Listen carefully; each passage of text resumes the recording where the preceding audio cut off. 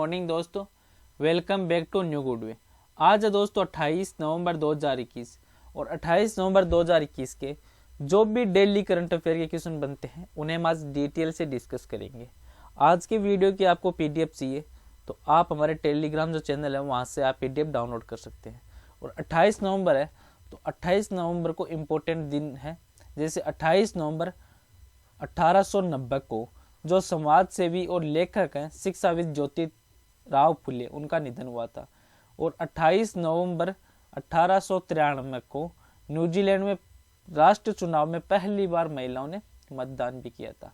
और आज का वीडियो आपको अच्छा लगे दोस्तों तो चैनल को सब्सक्राइब और इसका बेल आइकन है जरूर प्रेस करें ताकि डेली के जो वीडियो अपलोड कर रहा हूँ उनका नोटिफिकेशन है वो आपको मिलता रहे। चलिए दोस्तों स्टार्ट करते हैं क्वेश्चन नंबर 1 से। क्वेश्चन नंबर 1 है कि पाकिस्तान ने भारत को किस देश में 50,000 टन गेहूं है और जीवन रक्षक दवाओं के परिवहन की अनुमति वो दी है। तो आंसर दोस्तों ये अफगानिस्तान। जो पाकिस्तान सरकार है उन्होंने आधिकारिक तौर पर भारत को अब जो वाघा भूमि सीमा के माध्यम से भारत से अफगानिस्तान में 50,000 टन गेहूं है और जीवन रक्षक दवाओं के परिवहन की अनुमति वो दी है। ये जो अनुमति है वो अफगान के लिए एक सद्भावना संकेत के रूप में देखी जा रही है और भारत ने अफगानिस्तान को मानवीय आधार पर जो गेहूं और अन्य आवश्यक वस्तुओं की आपूर्ति करने की पेशकश की है, क्योंकि अभी अफगानिस्तान में भूखमरी की समस्या वो बहुत दिनों प्रतिदिन बढ़ रही है। अब अफगानिस्तान है तो अफगानिस्तान के बारे में और पढ़ लेते हैं। अफगानिस्तान की राजधानी क्या है तो वह है काबुल।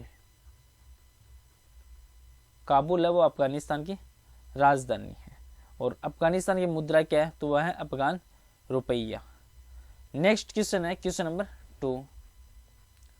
उस योजना का नाम क्या है जो सभी एनएफएसए लाभार्थियों को प्रति व्यक्ति प्रति माह 5 किलो अनाज व मुफ्त प्रदान करती है। तो आंसर दोस्तों ये PMGKAY। अब ये PMGKAY है क्या तो इसकी फुल फॉर्म है दोस्तों प्रधानमंत्री गरीब कल्याण अन्न योजना। और भारत सरकार के द्वारा जो कोविड-19 की महामारी आई थी उससे संबंधित जो भी परेशानी और लॉकडाउन के मद्देनजर ये योजना वो शुरू की गई थी। और इस योजना में सभी जो एनएफएसए के लाभार्थी हैं उनको प्रति माह 5 किलो अनाज वो मुफ्त प्रदान करने की जो कोशिश है सरकार के द्वारा की जा रही है। और भारत सरकार ने इस योजना को भी दिसंबर 2021 से बढ़ाकर मार्च 2022 से कर दिया है। नेक्स्ट क्वेश्चन है क्वेश्चन नंबर 3।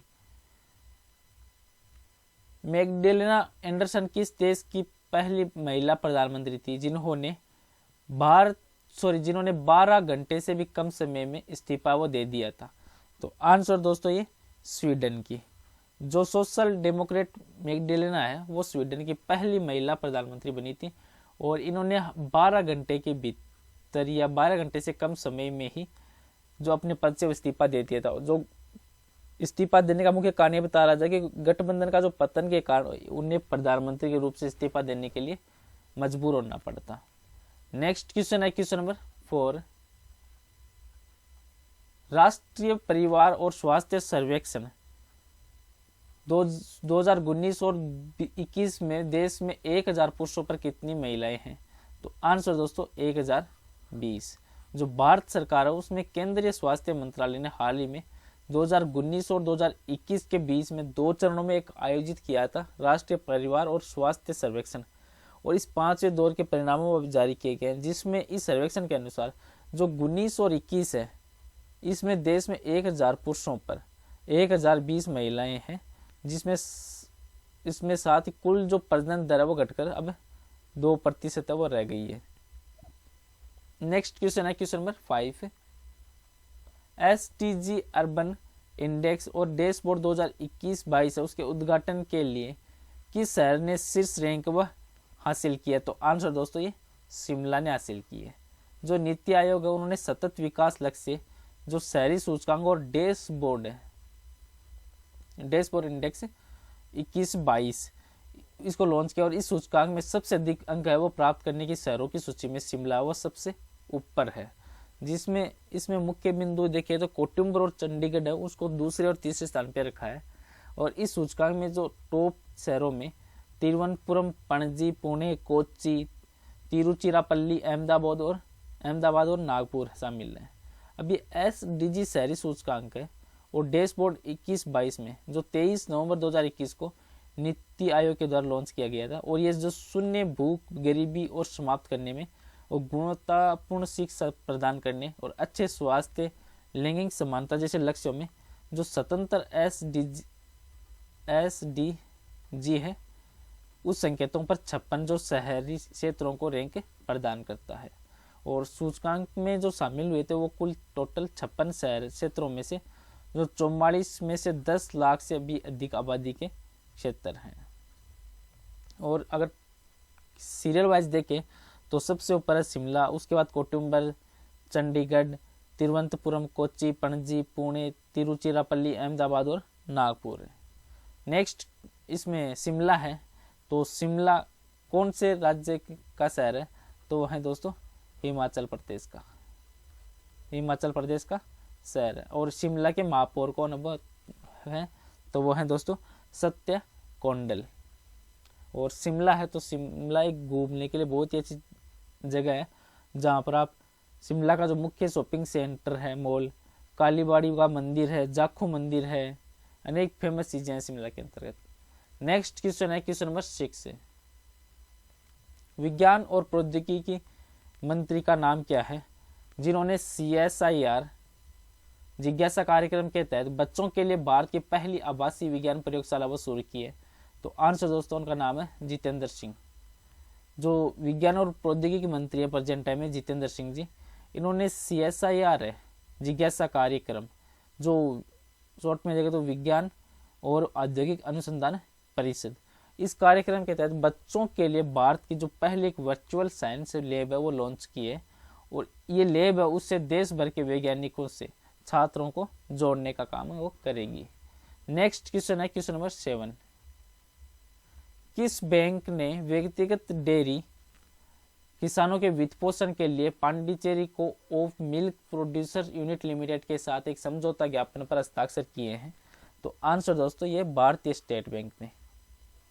जो भारतीय स्टेट बैंक है SBI, इन्होंने पांडिचेरी को ऑप के साथ एक जो को op milk producer unit limited है उनके साथ एक समझौता पर ज्ञापन पर हस्ताक्षर किए हैं। और ये जो दुग्ध उत्पादन संघ लिमिटेड है व्यक्तिगत डेयरी किसानों को अब 3 लाख रुपए तक के वित्त पोषण के लिए हस्ताक्षर यह समझौता वो किया गया है।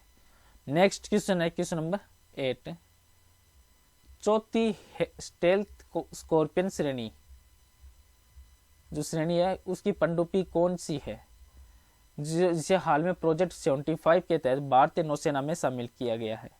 तो आंसर दोस्तों INS वेल्ला इनको शामिल किया गया है। जो भारतीय नौसेना है उन्होंने INS वेल्ला को शामिल किया है, जो एक प्रोजेक्ट है 75 है, उसके तहत निर्मित जो भारत की चौथी स्टेल्थ स्कॉर्पियन श्रेणी है उसकी पनडुब्बी है। और इस पोत का निर्माण वो फ्रांस के नौसेना समूह के सहयोग से मंझगांव जो डॉक शिप बिल्डर्स लिमिटेड है उनके द्वारा किया गया था। नेक्स्ट क्वेश्चन है क्वेश्चन नंबर 9, क्वेश्चन नंबर 9 है कि conversations India's leading art historian engage with 101 theme and more नामक पुस्तक के लेखक कौन है? तो आंसर दोस्तों BN गोस्वामी या ब्रजेंद्र नाथ गोस्वामी, वो इस पुस्तक के लेखक है। लास्ट क्वेश्चन है क्वेश्चन नंबर 10, भारतीय स्टेट बैंक ने नियमों के पालन की अनदेखी पर किस बैंक पर 1 करोड़ रुपए का जुर्माना लगाया है? तो आंसर दोस्तों ये state bank of India SBI पर यह जुर्माना वो लगाया गया है। जो भारतीय रिजर्व बैंक है RBI, इन्होंने SBI पर नियामक के अनुपालन में कमी को लेकर अभी 1 करोड़ रुपए का जुर्माना लगाया। और RBI है इसने 16 नवंबर 2021 को एक अपना आदेश या जुर्माना वो लगाया गया, जिसमें केंद्रीय बैंक के अनुसार वित्तीय स्थिति के संदर्भ में 31 मार्च 2018 से जो 31 मार्च 2019 है उसके बीच में SBI की निगरानी संबंधी जो मूल्यांकन है उनको लेकर एक वैधानिक निरीक्षण किया गया था। और आदेश के अनुसार जो जोखिम मूल्यांकन की रिपोर्ट है, उसी जांच निरीक्षण और रिपोर्ट में बैंकिंग विनिमय अधिनियम का एक प्रावधान का उल्लंघन है वो पाया गया था, और इसी के तहत आरबीआई के द्वारा ये जुर्माना वो लगाया गया। अब आरबीआई है तो आरबीआई के बारे में और पढ़ लेते हैं। आरबीआई का हेडक्वार्टर कहाँ पे है दोस्तों, तो वो है मुंबई महाराष्ट्र में। और आरबीआई के प्रेजेंट टाइम गवर्नर कौन है, तो वह है शक्तिकांत दास। और आरबीआई की स्थापना कब हुई, तो आरबीआई की स्थापना हुई दोस्तों 1 अप्रैल 1935 को। और आरबीआई की ऋण दर कितनी है, आधार ऋण दर वो है 6.25%। और आरबीआई की जमा दर कितनी है, तो वो है 4%। और ये 4% वो बाजार को निर्धारित या बाजार पर निर्धारित होती है। अब एसबीआई है तो एसबीआई का हेडक्वार्टर कहाँ है, तो ये है मुंबई में कॉरपोरेट सेंटर पे। और एसबीआई की स्थापना कब हुई, तो एसबीआई की स्थापना हुई दोस्तों 1 जुलाई 1955 को। और एसबीआई की टैगलाइन क्या है, तो वह है हर भारतीय का बैंक। और एसबीआई के जो प्रेजेंट टाइम अध्यक्ष कौन है, तो वह दिनेश कुमार खारा। और लास्ट क्वेश्चन है जिसका आंसर आपको कमेंट बॉक्स में लिखना है कि साहित्य अकादमी अवार्ड विजेता है वो किस प्रसिद्ध असमी कवि का 69 वर्ष की उम्र में निधन हो गया था, तो इसका आंसर आपको कमेंट बॉक्स में लिखना है दोस्तों। और पीछे के वीडियो में भी आपको एक क्वेश्चन दिया था कि भारत, मालदीव और किस देश ने द्विवार्षिक त्रिपक्षीय तटरक्षक जो अभ्यास है उस दोस्ती है उसके 15वें संस्करण का मालदीव में आयोजन किया गया है, तो आंसर दोस्तों उसका श्रीलंका में। जो भारत, मालदीव और श्रीलंका है उन्होंने द्विवार्षिक त्रिपक्षीय तटरक्षक अभ्यास है दोस्ती, इस दोस्ती का जो 15वें संस्करण का आयोजन है उस आयोजन मालदीव योजना में किया गया था, दोस्ती का। और जो दोस्ती है वो 2021 का त्रिपक्षीय तटरक्षक अभ्यास है उसका 30वां वर्ष है। जो ये अभ्यास है वो 20 नवंबर को शुरू हुआ था। चलो दोस्तों आज का वीडियो यहीं पे समाप्त करता हूँ। वीडियो आपको अच्छा लगे तो चैनल को सब्सक्राइब और शेयर जरूर करें, और वीडियो अच्छा लगे तो वीडियो को शेयर भी जरूर कर दिया करो। Thank you all of you.